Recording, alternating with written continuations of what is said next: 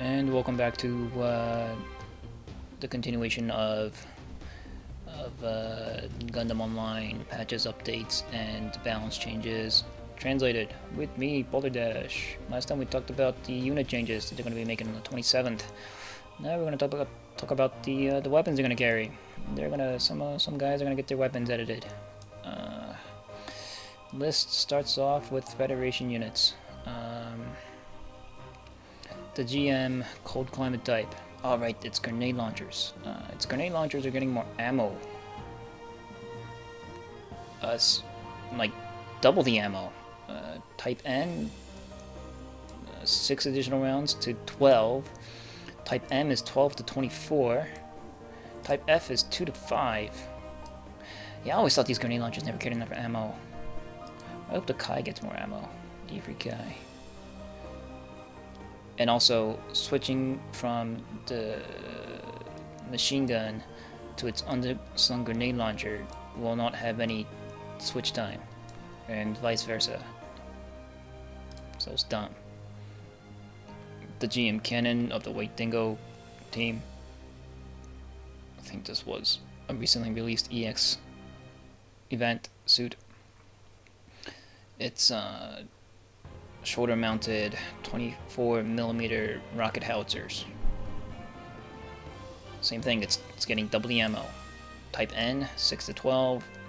M, 12 to 24. F, 2 to 5. Okay. The G-Line Assault Armor.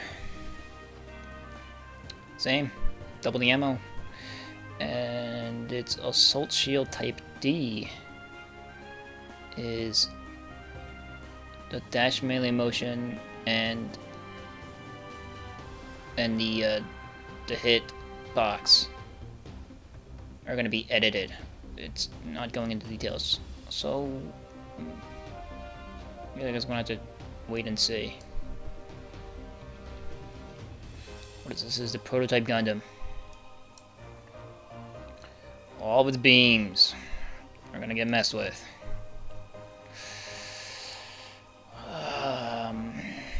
Okay, so starting off with the standard semi-automatic beam rifle, the Type N is getting its damage improved by 100, 1900 to 2000. And to get the in-game damage, you divide these numbers by 10 for damage, so 190 damage to 200 damage by default. Okay. Yes, that's cool. I think in 0083 they improved the damage on beam rifles across the board, but some of the high-cost, more advanced suits that carry beam rifles get more damage on their beam weapons, and it looks like the prototype Gundams are going to be improved to their tier of beam rifles. Check. Where's the Gundam? Gundams. Or no? That's interesting. So, oh, maybe. Right, currently, like the prototype Gundam, or the regular Gundam, is being used over the prototype Gundam because the regular Gundam is just better in the weapons it gets. Like, it gets the Sternfaust. So the prototype Gundam, the prototype Gundam is getting very much neglected in this game. So I guess they're making it so that it's got something over the regular Gundam. The regular Gundam's weapons, the beam rifle damage isn't being changed, and it's gonna stay at, like, beam type N is 1900 for the prototype Gundam now. Right now, it's also 1900 for the regular Gundam, but the prototype Gundam is getting a damage buff, so it makes up for the fact that these guys don't get the Sternfaust, or the Super Napalm, as the game wants to call it. They're just fucking Sternfaust underslung on their beam rifles.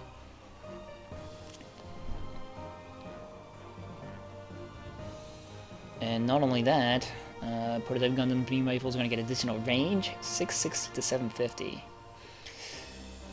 Reload time is faster by a slight amount, 660 to 680. And then more ammo. Or no, less ammo. I guess to make up for the additional damage.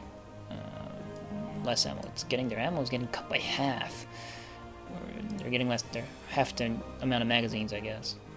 Recharge packs. 112 to 56. That sort of hurts it.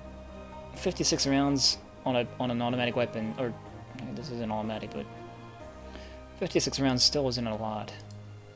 You can go through 56 rounds pretty fast, I think. But what do I care? I don't care for prototype Gundams. Type H is getting all these improvements. They're also getting an additional 100 points of more damage, 1600 to 1700. Range is 810, 720 to 810. 810 is Bazooka Type N range. Interesting. Bazooka Type N and Bazooka Type M all fired at 810 range. I wonder if that'll be significant. I doubt it. It's only Type H beam. No one uses Type H beam rifles. It's like a trainer weapon. Type H weapons are like training weapons. I think they have all the accuracy. They got all the range. They got all the awesome stats except for their damage. Their damage sucks. Their damage aren't competitive. So when you use Type H, you're always not killing the things you're shooting at. In gold tier, at least. So you don't use Type H. Just you don't. But I mean, you know, 1700 damage isn't that far off from 1900 damage. So if you like your beam rifle Type N, you might like the beam rifle Type H better because you get all the other buffs. You know, that 810 range is a big deal. Just not enough of a big deal because pew-pewing out at 810 range for 170 points of damage isn't that threatening. But I don't know. Make with what you get. I guess you know, some of you might be able to experiment with that. Beam rifle Type F, 2200 damage to 2300 damage. That's big. I think that the Alex's beam rifle deals 2400 damage, but no one uses Alex's beam rifles anyway, unless they're doing it at a spite because they roll beam shooter. Where are you, Alex?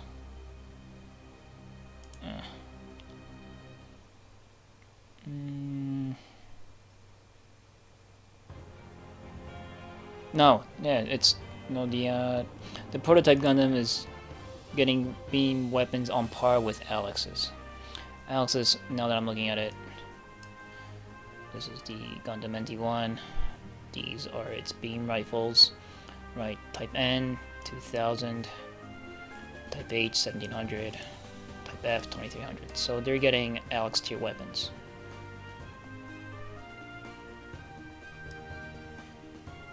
Cool. So now we'll see Alex tier beam rifles in the game because no one uses Alex's beam rifles because they're scaling and deals more damage.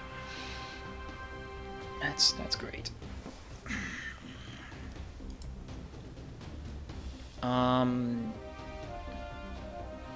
Right. So. And 720 range from 600. That's big. That's a big deal. But I'm more really concerned about full auto because semi-auto rifles aren't as used as often. It's all about the full auto now. So the beam rifle full auto Type N. You notice that the I'm not sure if you noticed, but you see that these are actually noted as Type F and Type M, but there is no Type N. People in Gundam Online call the regular, basic, or the normal or neutral weapons Type N, even though there is no N abbreviation, or you know, what do they call it? What's that word? I can't think of it, but there's no N. People just call it N. Designation. That's the word I was looking for. It's unwritten, but people designate the non-lettered weapons as N. Continuing on, 1500 to 1700 damage. That's a big deal. 690 range is a big deal. But their ammo's getting cut down by half. But who cares? That's a big deal. Type M, no one uses. But if you do, 1300 to 1400 damage, 660 range from 540, and 210 extra ammo to 140. So you're not getting half of your ammo docked. You're only getting a third. But still, like, this is getting buffed by 200. This is getting buffed by 100. Which one are you gonna use? And anyway, yeah, so we're gonna go down to Type F. So Type F, 1700 to 2000. So I just asked 200 buff to 100 buff, which one am I gonna use? This one is getting buffed by 300. And also its range is going up from 510 to 630. That might make a difference. Its ammo is getting reduced from 70 to 40. But the problem with Type F fully automatic beam rifles is that their accuracy is complete shit. Oh my god. You can't hit the broadside of a barn point blank with Type F full auto rifles. The accuracy on these things are atrocious. And I'm not seeing an accuracy improvement, I'm seeing a range improvement. Range ties into accuracy because the game works in like a cone of fire mechanic when it comes to range. So like, the shorter the range, the wider your cone of fire is going to be, depending on your accuracy. But when you then just increase the range, but the accuracy isn't improved, the cone just gets stretched, gets pulled to meet the new range. So in effect, you are like tightening your cone.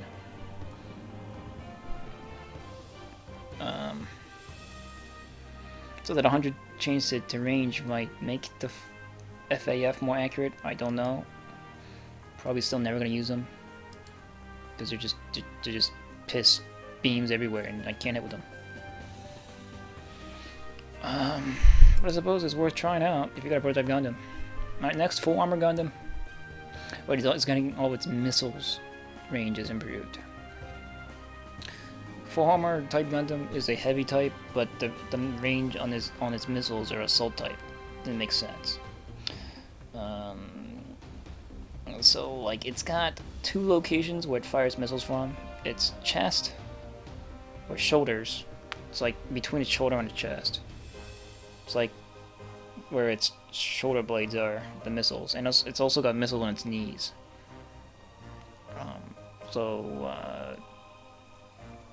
You can either fire them, equip them separately, or you can equip them together. So separately, the ones on its shoulders is got only 690 range by default to start. It's getting it improved to 750.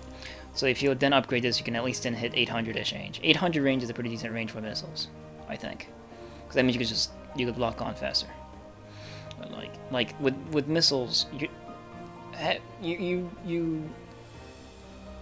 very rarely shoot at its max range and hope to hit.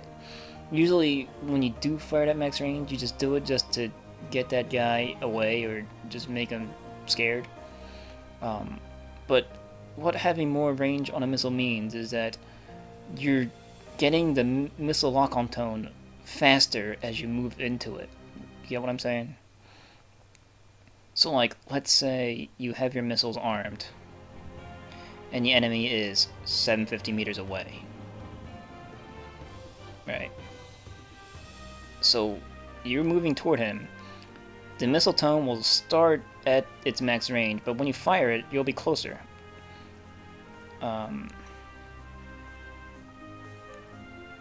But then missiles with less range means that you have to be closer to the enemy to start your missile lock tone. So like, usually when you are when your missiles are ready to fire, it means that you're either too close or like the enemy's aware of you already and stuff, and you're gonna botch your missiles. You're not gonna hit. So just having more range on your missiles is better because you're locking on faster. Get what I'm saying? I hope you do. Type M, 720 to 780. Type S, 630 to 690. 690 range on Type S is decent, sort of. Not really. Yeah, I guess if you can spare enough upgrades to get this above like 750.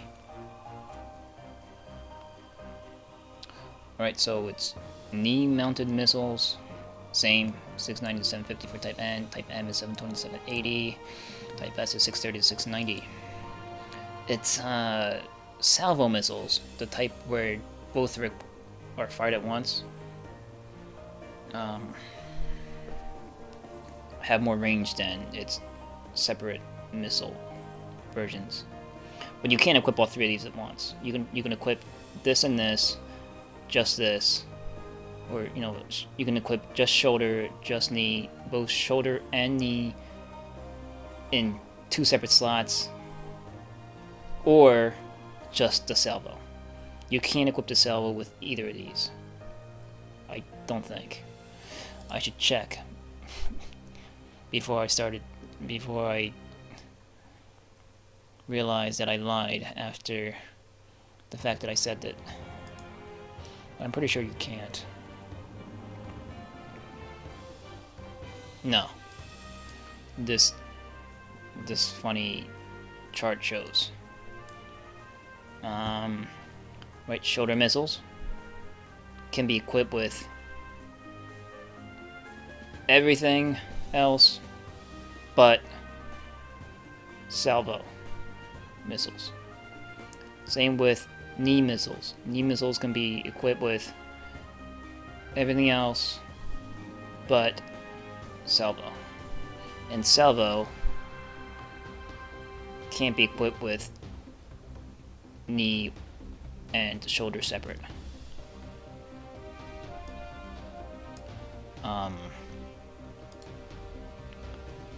So you ask, you know, then why would you equip them separate? I think it's because the salvo launcher is a lot heavier than the separate ones, and they are. I just confirm this. This is the weight of the salvos. This is the weight of the knees. It's more than double.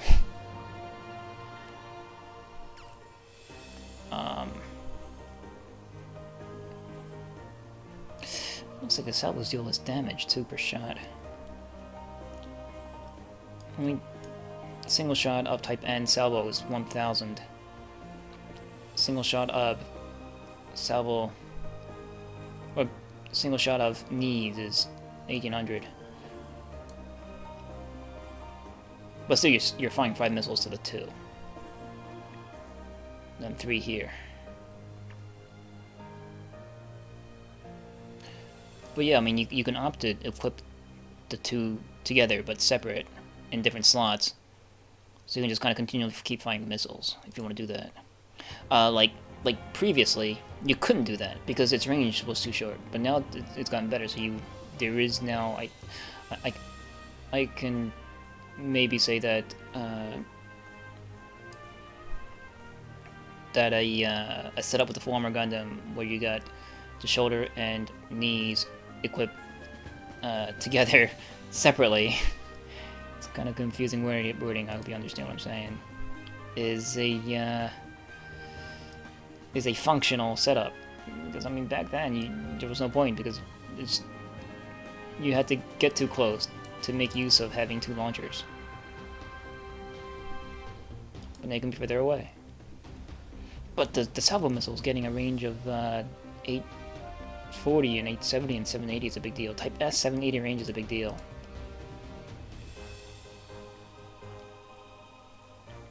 So I guess the salvo missiles are better. I think the salvo missiles take a long time to lock too. Maybe. I don't know. I haven't really got much experience in the full armor Gundam. But I hope those of you guys that do, I hope you guys are excited about this change. Or it might be who cares, I don't know. But considering I don't see too many full armor Gundams in the field fielding missiles, I guess these changes will make a difference. The Slave Wraith. Oh my goodness, how long did I go off on the full armor Gundam? Too long, probably. Slave Wraith, it's flashbangs, chest-mounted flashbangs. its splash damage or its splash radius is getting improved. Type N is 1667 to 2500. 1667 is pathetic. 1667 is like basic missile splash. It's like nothing. 2500 is at least some. 2500 is like maybe Type W missile range, which is still pretty bad for non-missile weapons. But you probably won't be using Type N if you're gonna go and use the Slave Race as a flashbang launcher. You're probably gonna use Type W, which has the most range, or blast radius range. Type M is even more pathetic. Reno. It's 1250 to 2383, or 2083. That's like if the flashbang launches like a grenade launcher, you're not gonna hit shit with this. Like, how? You're gonna be mad pro. And only to just flashbang the guy too. Only to blind him for like a second or two. That's worthless. But Type W at least gets this range, this much splash. This is 3333. I think is equivalent to like Type N bazooka. And Type N bazooka, you can usually get some splash in. But you know, Type N bazooka, you're usually not dealing much damage with your splash, because 3000 splash still isn't big enough. But for the Slave Wraith, as a flashbang, all you're really caring about is if they're gonna get splashed or not. And regardless of at what area of the splash you're hitting with your flashbang, you'll still stun or you'll still blind them at an equal length of time for an equal duration. The duration will not get less because you splash them at its outer, the outer edge of the splash. So Type W might be worth using, but I still don't. That Slave Wraith has so many other better weapons you could be fielding on it. Especially the Slave Wraith has an excellent melee animation. So if you like those sadistic bastards that like blinding guys before you melee them, maybe on a Dom, like if you're a Xeon player that's playing Federation that's got the Slave Wraith, and on your Dom you like flashing guys before you melee them, you might be able to do the same thing with the Slave Wraith's multi-launcher, chest-mounted multi-launcher Type W with the flashbangs equipped. Okay, the G-Line basic frame. It's short beam rifles. Its dual wielding short beam rifles are going to get their rate of fire improved. By how much it does not say. I don't think the rate of fire is a stat on the G-Line basic frame. Like you can't mess with it. Some weapons, most weapons, has a rate of fire stat that you can upgrade. But you have to hit a certain number in order to improve its rate of fire by to its next tier.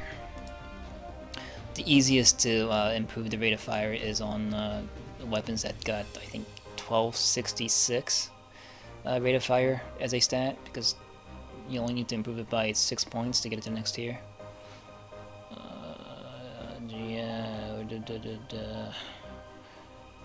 Light armor. I don't see it.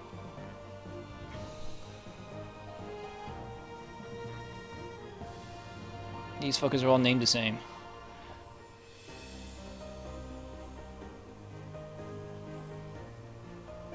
No, it doesn't have a rate of fire stat. This is it. This is the weapon. G-Line basic frame. Short beam rifles. Oh wait. This. We're looking at this. It does not have a rate of fire stat. It's preset. Can't be modified. But the dev team, they're modifying it for you. This weapon is scary when you're getting shot at by it, but then you realize that it doesn't hurt you, so you can just kind of take the time to shoot the base frame down with a rocket shot. The damage, the DPS is friendly enough that you can take a second to focus and not panic, like you know, the Galaxy Scantling, which just melts your armor away in nanoseconds. This weapon doesn't hurt as much, but maybe now it will. I don't get shot enough by it enough. I don't get hit by it enough. There you go. To really offer too much of an opinion on how much difference it's gonna make. Okay. The armored upgraded GM. So not only is it getting that armor bonus, its shield is going up from 580 to 730. Really, it's an armor upgraded GM and it had 580 shield? That's pathetic. 580 shield is like super sad. 730 is the usually the average, the default armor value for shields on most assaults. On like cheaper, like under 300 cost assaults, have 730 shields. Lucky ones will get 910, and high cost suits usually default at 910. Fucking this thing got only 580. How much does the upgraded GM cost? Built this way. So I'm not. Yeah.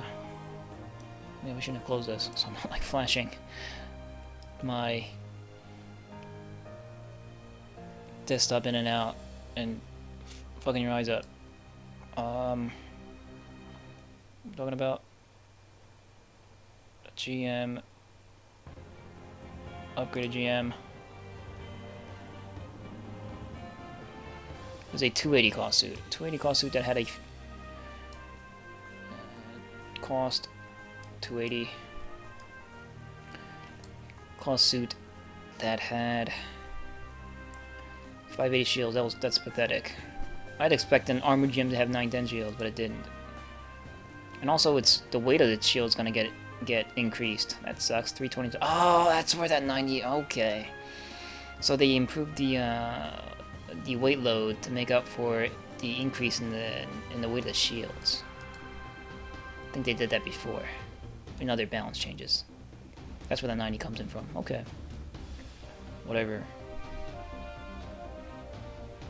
I guess this helps Xeon because some folks likes flying the upgraded GM, armor upgraded GM as their captured suit, because it's got hover legs and it's funny. It's fun. It's not effective, but it's fun to go roller skating around as a GM and then I don't know, try to line up a shotgun shot. Okay, that's a disappointing revelation that this thing only had 580 shields. Wow. The power GM is getting 910 shields from 730. This thing only had 730 shields, really?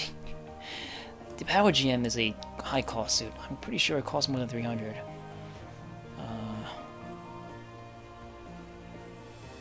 Power GM.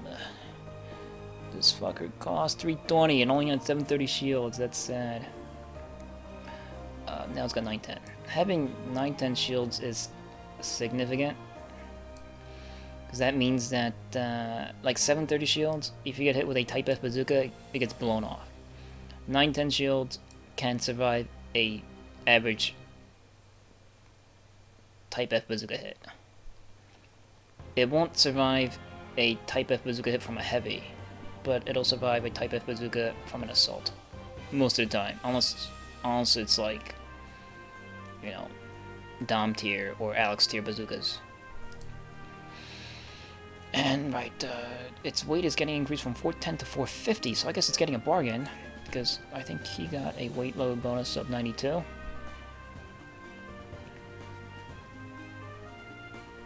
Yeah, so it's getting a bonus. Cool. Where was I? Here. That's good. This thing is more weight load anyway. The Blue Destiny Unit 1 also had shitty shields. Really? Only have 580 shields? What? Oh, but the Blue Destiny Mark 1 was the Blue Destiny type that's based off of GM, right? So it's not really that surprising. It's got like a little tiny like ground Gundam shield. But I'm pretty sure in the 083 patch, got the ground Gundam and their like little wrist shield, their little buckler, got a an armor buff. I guess the Blue Destiny was left out, but now it's got 730 shields. Then its weight is getting increased by 90. The GPO 1, right? The Universal Boost Pod. Its boost drain is getting reduced upon boost. That initial drain is going to get reduced, and its effect is going to its little visual effect is going to change. This might be a big deal depending on how much they're going to reduce it by. Currently, its drain is just too much to be worth the boost in speed that you get by adding the Universal Boost Pod. Just want to find out. Well, someone of you is gonna find out. I don't have a freaking Unit 1 GPO 1, or I might find out the hard way by seeing more GPO 1 show up with the Universal Boost Pods equipped and flying over me and killing me. The Pale Rider, the Spike Shield, 580 to 730. So I guess they're trying to just like weed out the 580 shields because they're useless. There's no point in bringing them. 320 to 410 increase in the weight of the shield. And in addition to what was said in the preview, the Hades system, which is like the exam system for the Pale Rider. The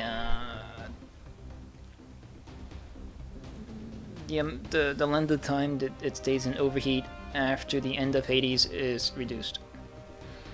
By how much it doesn't say. Usually an overheat after an exam system type device, in effect, is like triple the duration of a regular overheat just by, overdoing your boosts. This might make it, I don't know, this might be a thing.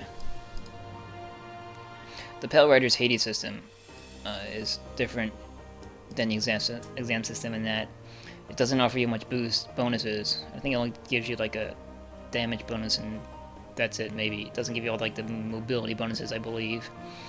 But it can be used repeatedly. But you can't shut it off, and it doesn't last as long as the exam system. So like, if you manage to kill the thing that you Hades for, right, within its limited time span that it's active, I think it's only like 30 seconds. You can't turn it off manually, so you'll have to overheat. So like, unless you can like kill the guy and then back off into cover and hide, and then wait for your thing to go into overheat, usually just gonna get yourself killed by using the Hades system. Because the exam system's duration is long enough that you can just run around for a good amount of time to kill what you need to kill, and then die happily, knowing that you killed lots of bitches. The Hades system isn't like that. The Hades system is a very ghetto version of the exam. Pale Rider. Pale Riders. Hades system.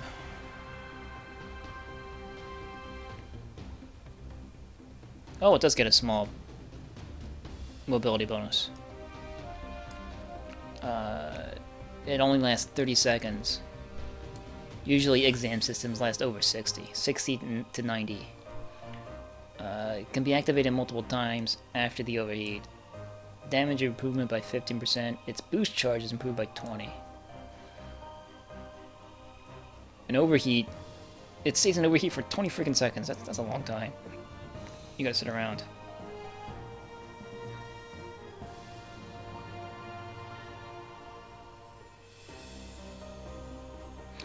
And after you come out of overheat, you can't reactivate Hades for another 30 seconds. So for 30 seconds, you can run around and deal an extra bit of damage. Basically have a level 5 damage trait to all your weapons. And along with any kind of damage trait you might have had on your Pale Rider already. By damage trait, I mean like rocket shooter and stuff and beam shooter. it gets beam shooter. So like, while in the Hades system, I think this thing gets like the cannons, and yeah, it can do the cannon and rocket combo. Basically, effectively, while you're in Hades, you got level 5 rocket shooter. If you want to like dual wield bazooka type weapons. But now the overheat is gonna be less. Hopefully, a lot less for you Pale Rider guys. Like 10 seconds is okay, I guess. 10 seconds might be survivable. That's what they say. Doesn't specify how much by how much. The GM Cannon 2, which I think people consider a garbage suit because of its beam cannons or shit. They're getting improved though. Not the damage. The damage on these beam cannons are pathetic. The velocity of the shots are gonna go faster. It's gonna be improved on all beam cannon types. Beam cannons usually come scoped because beam cannons are usually wielded by heavy classes. The GM Cannon 2 looks like a heavy class, but for whatever reason they decided to throw it into the assault class. It's this big fat thing. It's fairly obese for a Federation assault suit. It's like a fat kid that wants to pretend he's fast. And it wields like it's got a shield and and a melee weapon, which are the trademarks of assault classes. But it's also got like shoulder-mounted cannons, beam cannons attached, and it fires beams, but the beams do pathetic damage. It's not worth fielding because it just isn't.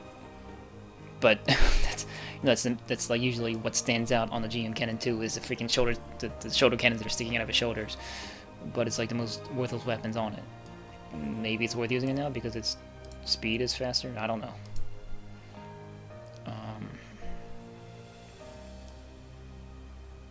37 minutes on that. Okay, so that was the Federation suits weapon upgrades. When we come back, we'll do freaking Xeon. Holy crap! I'm kind of running out of time. How long have I been at this? Maybe I should have just typed it out. Just typing it out would have been faster. I'm getting tired now, actually. I was hyped when I started this. Now I'm tired. I'll see you then. I'll see you in the next one. Bye. Might as well finish this.